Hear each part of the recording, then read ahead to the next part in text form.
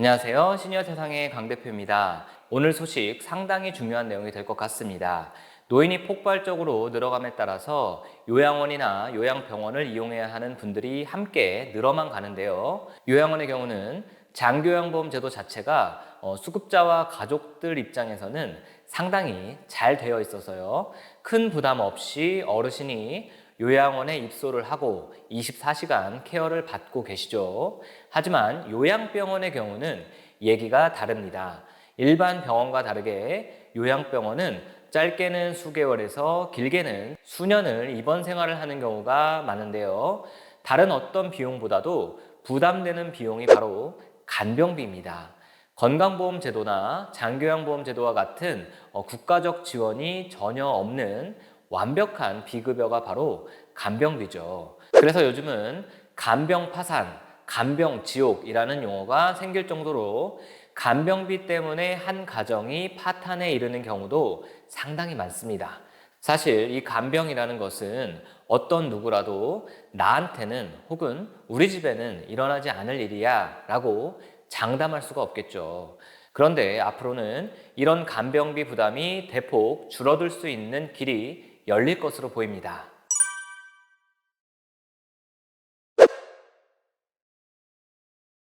지난 14일 국회 보건복지위원회 전체 회의가 있었습니다. 보건복지 관련 여러 가지 사안들의 예산안을 수정하고 가결을 했는데요. 이날 내년도 요양병원 간병비 시범사업 예산이 80억 원으로 통과가 되었습니다.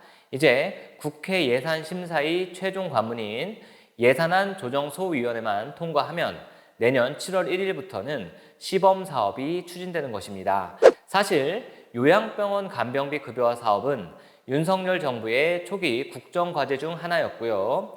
여당 및 야당 의원들 모두 수년간 간병비 급여화를 위한 법안을 발의해 왔습니다. 그만큼 힘이 실린 상황인데요.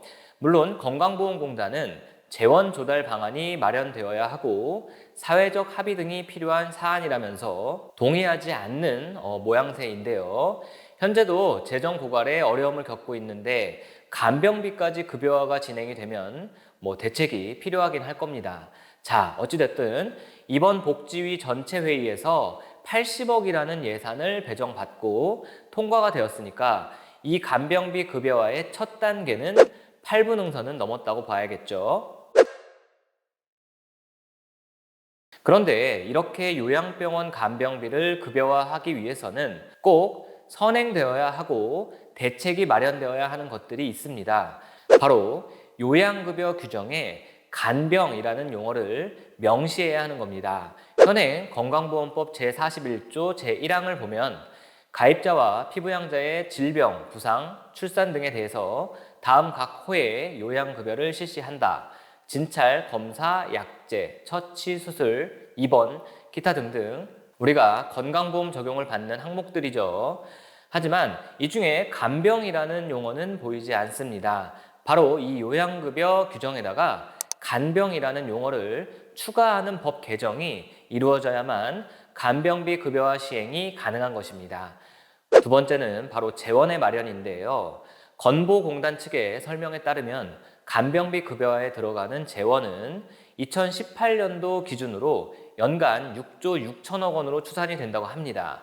이미 5년 전 기준이니까 지금은 이보다 훨씬 많은 재원이 필요하겠죠. 과연 이런 막대한 재원을 어떻게 마련할 것인지, 이를 위해 당연히 전 국민의 건강보험료도 많이 올라가게 될 것이니까 사회적 합의가 꼭 필요할 것이라고 봅니다. 세 번째는 현행 간병인 서비스의 질을 높여야 합니다. 간병과 가장 유사한 직종을 뽑으라면 요양보호사를 들 수가 있습니다. 요양보호사는 다들 아시겠지만 간병인과 다릅니다. 간병인은 병원에 소속된 직원도 아니고 민간시설 업체 소속으로 대부분 근무를 하고 있습니다. 게다가 대한민국 국적인 분들보다도 중국인 혹은 중국 동포 혹은 외국인이 더 많은 비중을 차지하고 있습니다. 그렇다 보니까 체계적인 관리 자체가 되지 않는 거죠. 물론 간병인을 고용하고 있는 회사 입장에서는 많은 노력을 하고 있겠지만 장기요양보험 제도 하에 있는 요양보호사만큼 교육이나 서비스의 질을 높이기가 사실 쉽지가 않습니다. 결론은 앞으로 건강보험 재정이 투입이 되는 순간 간병인의 질은 최소한 현재 요양보호사만큼 올라가야 할 것으로 생각이 됩니다. 이미 많은 전문가들이 지적하고 있는 부분이죠. 앞으로 시범 사업이 시행이 되면 이 부분도 분명 개선책이 제시될 것이고 시범 사업에서 중점적으로 지켜보는 부분이 될 것이라고 봅니다. 그렇다면 이런 요양병원 간병비 급여화 사업이 요양보호사에게 미치는 영향은 없을까요? 자, 일단 앞서 말씀드린 간병인의 질을 높이는 방안에 대해서 몇 년 전부터 제시되던 해결책이 있었습니다. 바로 현재 200만 명이 넘어가고 있는 요양보호사 자격증을 활용하는 방안인데요. 즉, 장기요양기관에 취업해서 일하지 않고 자격증만 가지고 있는 유휴 요양보호사 인력을 적극 활용하는 방안이 제시가 되었습니다. 충분히 가능성이 있는 부분이죠. 요양병원 환자의 경우 중환자분들이 대부분이기 때문에 그런 부분을 감안한 급여 부분에 보상을 주고 24시간 상주 간병이 아니라 3교대 혹은 4교대 형식의 일자리로 개선을 한다면은 분명 가능성이 있는 방안이라고 생각을 합니다. 현재와 같은 24시간 환자 옆에서 먹고 자는 식의 간병인의 업무 방식은 사실 우리 대다수의 국민들이 기피하는 업종이기 때문에 분명 개선을 할 것이라고 보입니다. 이렇게 되면 요양보호사의 일자리는 더 큰 폭으로 확대가 될 것으로 보입니다. 선택의 폭이 넓어지는 것이죠. 어쨌든 앞으로 시간이 가면 갈수록 요양이나 의료, 복지 분야의 일자리는 계속 늘어날 수밖에 없겠습니다. 그렇다면 마지막으로 장기요양기관에 미치는 영향은 없을까요? 이번 소식에 대해서 건강보험공단 입장에서 내놓은 내용을 기사로 살펴보면요. 간병비 급여화를 위해서는 요양병원의 역할과 기능 정립이 우선이라는 입장을 내놓았다. 현재 상황에서 요양병원 간병비 부담이 낮아지면 장기요양시설 재가 이용자뿐만 아니라 병의원 장기 입원 환자들도 요양병원 입원으로 유입될 가능성이 높다는 것이다. 무턱대고 급여화부터 하면 장기요양보험 제도 등 다른 제도를 흔들 정도로 위협이 될 수 있다고 설명했다. 자, 이 말은 결국 장기요양 수급자분들도 의료 서비스가 조금만 필요하면 요양병원에 입원하려 들 수가 있다는 말이 되겠습니다. 간병비 부담이 줄어드니까 그런 생각을 할 수가 있겠죠. 예를 들면 이런 겁니다. 현재 요양원에서 의료적 처치가 필요하면 대부분 보호자분이 병원에 모시고 다녀와야 합니다.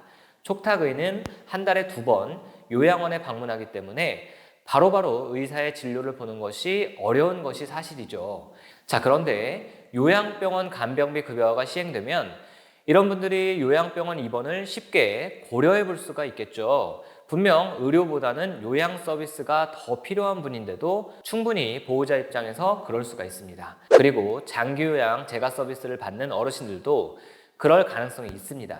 지금 정부에서는 요양원으로 입소하는 것을 점차적으로 줄여가기 위해서 재가 서비스 어르신들이 집에서 최소한의 진료와 간호 서비스를 받도록 장기요양 재택의료 서비스 사업을 시행 중에 있죠.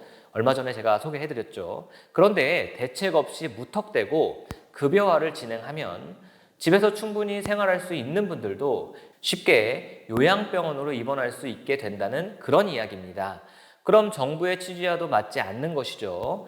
즉, 정리해서 건보 측 보고서에 따르면 의료보다 요양 필요에 의한 요양병원 수요는 지금도 늘어나는 추세이며 현 상황에서 간병비 급여화는 장기요양보험 제도의 근간에 위협이 될 수 있다는 입장을 전했습니다. 그리고 간병비 급여화 추진은 의료 피로도에 따라 환자의 대상군을 나누는 방향으로 접근해야 한다고도 강조했습니다. 결국 의료적 처치가 필요한 환자인지 요양 서비스가 더 필요한 환자인지 이것을 명확하게 구분해주는 시스템적인 그런 잣대가 마련이 되어야 한다는 이야기가 되겠네요. 자, 여기까지 내년 7월에는 요양병원 간병비 시범사업이 실시 예정이라는 소식 전해드렸습니다. 꼭 필요한 분들에게 도움이 되는 제도가 되었으면 좋겠네요. 시청해주셔서 감사합니다.